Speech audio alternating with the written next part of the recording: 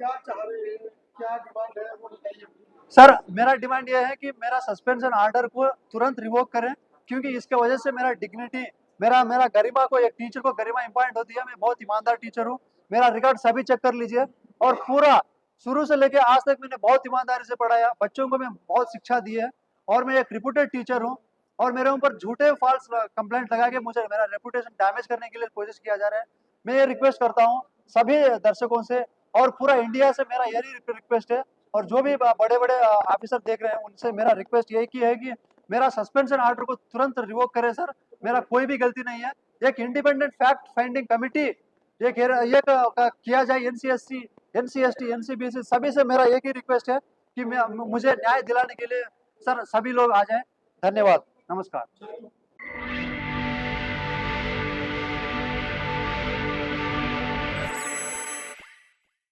सभी लोगों को नमस्कार। सर मैं साउथ इंडिया आंध्र प्रदेश से बिलोंग करता हूँ। मैं एक एसटी कास्ट को बिलोंग करता हूँ। मैं एमएनआईटी इलाहाबाद में 2012 से लेके मैं काम कर रहा हूँ, assistant professor electrical engineering department में। तो सर 2017 से लेके अभी तक मेरे मेरे ऊपर इतना डिस्क्रिमिनेशन किए हैं एमएनआईटी में। पीएचडी स्टूडेंट मुझे नहीं दिया गया। मेरा साथी वालों को इतना 6 कैंडिडेट दिया गया है 3 साल में। जब मैं पीएचडी स्टूडेंट पूछता हूँ तो पीएचडी स्टूडेंट मुझे आप नहीं किया ये करके कहते हैं। जब पीएचडी स्टूडेंट मुझे आप नहीं करेगा, ये क्या मेरा गलती है? अगर स्टूडेंट भी भेदभाव करेगा एक टीचर के साथ पीएचडी करने के लिए, तो एक टीचर कैसे पीएचडी करा पाएगा? मतलब मैं एसटी हूँ इसीलिए स्टूडेंट हमारे पास नहीं आएगा, तो जनरल वालों के पास 6 कैंडिडेट वो कैसे जा रहे हैं? तो फैकल्टी जानबूझ के स्टूडेंट लोगों को हमारे हमारे पास नहीं जाने के लिए प्रेरित करते हैं, और उसकी वजह से हम लोगों को स्टूडेंट नहीं मिलता है। और ये भेदभाव रहा।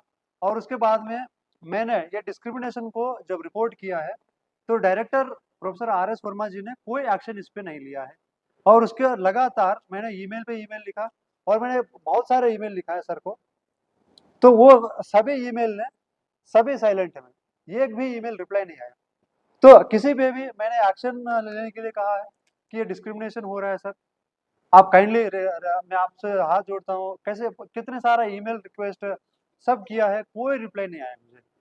और सर ये हो गया है कि मेरा एसोसिएट प्रोफेसर का प्रमोशन 2012 से 2022 में मैं एलिजिबल था, तब से वो आज तक जो है वो 4 साल 3 साल हो गया, वो डिले होता गया। और आखिर में जब सब कुछ पा लिया है, पीएचडी कैंडिडेट सुपरवाइज कर दिया, अब आखिर में मुझे सस्पेंशन का ऑर्डर इशू कर दिया गया है। और डीडीपीसी मीटिंग में 11 तारीख को डीडीपीसी मीटिंग हुआ था, और उसमें 2 पीएचडी कैंडिडेट मुझे अलॉट कर दिए थे। ये क्यूएपी कैंडिडेट था, एक पार्ट टाइम कैंडिडेट था, और वो एक 2 पीएचडी कैंडिडेट मुझे दिए थे। और पार्ट टाइम कैंडिडेट को इन्होंने ये कह रहा है कि 15 को एक और मीटिंग डीडीपीसी करते हैं, और उसमें ये कहते हैं कि वो पार्ट टाइम वालों को हम वापस लेंगे और किसी और को अलॉट करेंगे। और मुझे 2 कैंडिडेट देने के लिए एनसीएसटी का रिकमेंडेशन था। वो एनसीएसटी रिकमेंडेशन के हिसाब से हमें 2 कैंडिडेट अलॉट किया गया था। 11 तारीख को मुझे 2 अलॉट करके 15 तारीख को वापस लेने की बात हो रही थी। तो उस मीटिंग में मैंने अपोज किया था, और वो उस मीटिंग में मैंने अपने पास पेन कैमरा रखा था, लेकिन रिकॉर्ड नहीं कर रहा था। लेकिन उन्होंने गलत मिनट्स बताया, वो मेरे बारे में बनाया है कि मैंने रिकॉर्ड कर रहा हूँ, और उसको उसको लेके इन्होंने मिनट्स बनाया। तो वो मिनट्स पे साइन करने के लिए मुझे बुलाया गया। तो मैंने वहाँ पे साइन किया। साइन करने से पहले मैंने पूरा कमेंट लिखा है कि ये सब गलत है, मिनट्स सभी गलत है। और वो मिनट्स को लेके जब मैं लिख रहा था, डॉक्टर नितिन सिंह जो हेड थे, जो एससी कैटेगरी को बिलोंग करते हैं, उन्होंने आया मेरे ऊपर इतना चिल्लाया है कि आपने मिनट्स पे क्यों लिख रहे हो। जब मैंने वो उनको रिप्लाई कर रहा था, तो वो मुझे प्रोवोक किए तो चिल्लाने के लिए। जब मैंने उनके ऊपर मेरा आवाज बढ़ाया, तो उन्होंने पूरा फैकल्टी को इकट्ठा कर लिया, स्टूडेंट को बुला लिया, और उसके बाद मेरे ऊपर जो है इतना वो सब वीडियो रिकॉर्ड करने लगे कि वो सभी वीडियो रिकॉर्ड करके वो रजिस्ट्रार को दे दिए। और ये रजिस्ट्रार तुरंत 1:30 PM को एक मीटिंग ऑल फैकल्टी करके, और मेरे ऊपर स्ट्रिक्ट एक्शन लेने के लिए इन्होंने सभी फैकल्टी से साइन करा लिया। ये कहाँ का न्याय है कि पूरा हमारा जो साथ का फैकल्टी है, उन्होंने साइन करके देता है कि वेंकटेश नायक के ऊपर स्ट्रिक्ट एक्शन लिया जाए। मतलब मेरा मेरा जो फैकल्टी साथ में है, वो डिसाइड करेंगे कि मेरे ऊपर एक्शन होगा। ये कहाँ का न्याय है? ये मैं पूछ रहा हूँ कि ये हमारा जो फैकल्टी होते हैं साथ में, तो वो लोग डिसाइड करेंगे कि मेरे ऊपर एक्शन होगा। अगर वो साइन करके दे देंगे रजिस्ट्रार को, डायरेक्टर को, और इंचार्ज डायरेक्टर एम एम गोरे थे कंप्यूटर साइंस डिपार्टमेंट के, उन्होंने मेरा पक्ष सुना है 4:50 PM को उसी दिन 17 तारीख को, और सुना उन्होंने 15 दिन के लिए साइलेंट रहने के लिए कहा सबको, और वो भी कह रहा था कि ईमेल कोई नहीं लिखेगा, और मतलब मुझे ईमेल लिखने के लिए से भी मना कर दिया गया। अब प्रोटेस्ट में अगर मुझे कुछ लिखना है वो भी मुझे मना कर दिया गया, और मतलब मेरा फंडामेंटल राइट को हिंडर किया गया है। और मैं जब ये चीजें उठा रहा हूँ तो मुझे 19th को सस्पेंशन ऑर्डर हाथ में आ गया 5 बजे के लिए, और वो भी वो फ्राइडे को इश्यू किया है कि सैटरडे संडे जो है मैं कुछ ना कर पाऊँ और इंस्टीट्यूट भी बंद रहेगा। और मुझे इतना हरासमेंट कर रहे हैं कि मेरे सर सस्पेंशन ऑर्डर इश्यू करने से पहले इंक्वायरी कमेटी अपॉइंट होती है, और इंक्वायरी कमेटी में ये पूछना होता है कि मेरा पक्ष रखने का मुझे अधिकार है, मुझे रखने का वो भी चांस नहीं दिया गया।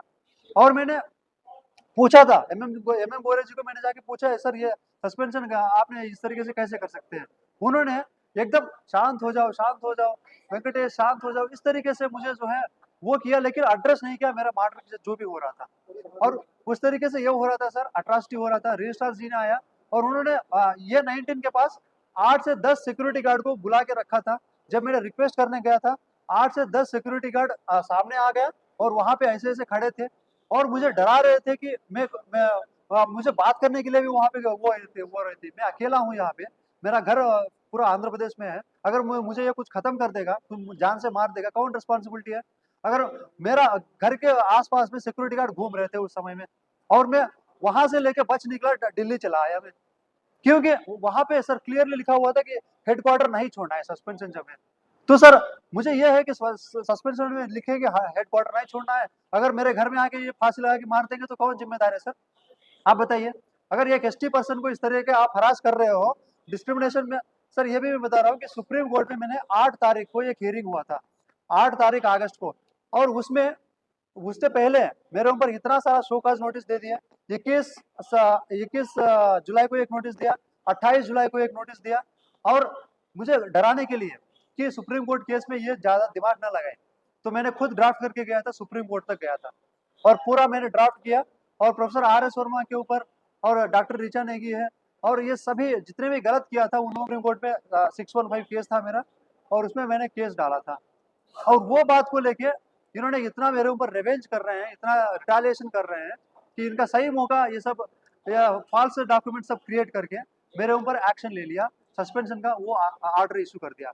अभी मैं मीडिया में आया हूँ और ये करेंगे कि मुझे ये जो है और डराने के लिए ये मेरा सर्विसेज से मुझे ये हटाने के लिए की कोशिश करेंगे, क्योंकि मैं सर एसटी पर्सन को SC पर्सन को कोई प्रेरेपित करता है, उसको कोई प्रेशर करता है, उसके ऊपर मेंटल हरासमेंट करता है, और उनका हक होता है कि वो जाके गलत चीजों को उंगली उठाए और वो मीडिया में जाके बताए।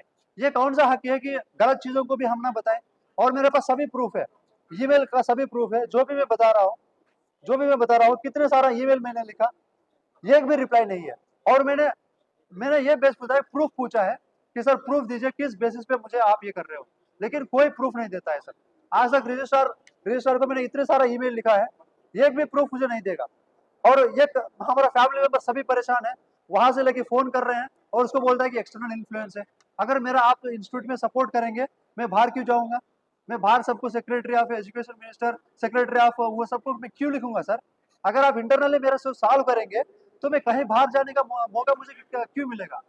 तो पहले मैं रिक्वेस्ट करता हूं कि इंटरनली एमएनआईटी इलाहाबाद कोई डायरेक्टर हो, रजिस्ट्रार हो, मेरे साथ भेदभाव मत करिए, और मुझे बुलाइए, बैठाइए और मुझे समझाइए कि गलती क्या है मेरा, गलती के हिसाब से हम सुधारेंगे उसको। अगर आपको लग रहा है कि ये गलती है तो मुझे बताइए ना, आप सीधे सस्पेंशन ऑर्डर क्यों दे रहे हैं मुझे, और मुझे हक नहीं है फैकल्टी का। अगर कोई आप गलत चीजें कर रहे हो तो मैं आपको मैं आगे बताओ, ये मेरा हक नहीं बनता है। आप क्या चाह रहे हैं, क्या डिमांड है वो बताइए। सर मेरा डिमांड ये है कि मेरा सस्पेंशन ऑर्डर को तुरंत रिवोक करें, क्योंकि इसके वजह से मेरा डिग्निटी, मेरा मेरा गरिमा को, एक टीचर को गरिमा इंपॉर्टेंट होती है, मैं बहुत ईमानदार टीचर हूँ, मेरा रिकॉर्ड सभी चेक कर लीजिए, और पूरा शुरू से लेके आज तक मैंने बहुत ईमानदारी से पढ़ाया, बच्चों को मैं बहुत शिक्षा दी है, और मैं एक रिप्यूटेड टीचर हूँ। और मेरे ऊपर झूठे फॉल्स कंप्लेंट लगा के मुझे मेरा रेपुटेशन डैमेज करने के लिए कोशिश किया जा रहा है। मैं ये रिक्वेस्ट करता हूँ सभी दर्शकों से और पूरा इंडिया से, मेरा यही रिक्वेस्ट है, और जो भी बड़े बड़े ऑफिसर देख रहे हैं उनसे मेरा रिक्वेस्ट यही की है कि मेरा सस्पेंशन ऑर्डर को तुरंत रिवोक करें सर, मेरा कोई भी गलती नहीं है। एक इंडिपेंडेंट फैक्ट फाइंडिंग कमिटी किया जाए, एनसीएससी, एनसीएसटी, एनसीबीसी सभी से मेरा एक ही रिक्वेस्ट है कि मुझे न्याय दिलाने के लिए सर सभी लोग आ जाएं। धन्यवाद, नमस्कार।